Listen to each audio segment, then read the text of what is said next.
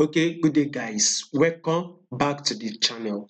Now to those of you that are yet to subscribe, please make sure you do me a favor by clicking on that subscribe button. Like, share, make your comments. I would love to watch out for it. So we would be looking at GBP JPY for this week.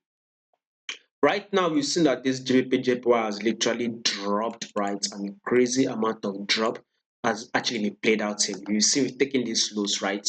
So for this week, I expect kind of like a drop, then another bullish move. Now, this is what I'm talking about. We can see that this is kind of like a drop, a bullish move, then a correction, a bullish move, a correction. So I'll be expecting kind of a little bit of a drop, then this price will actually, go bullish. That is exactly what I'm watching out for.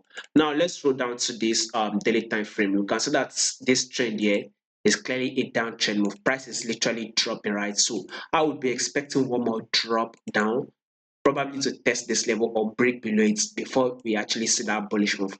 Though in the long run or whatever you want to see it, you would see GBP, JPY go bullish, but for sometimes I think there is going to be a bit of a drop.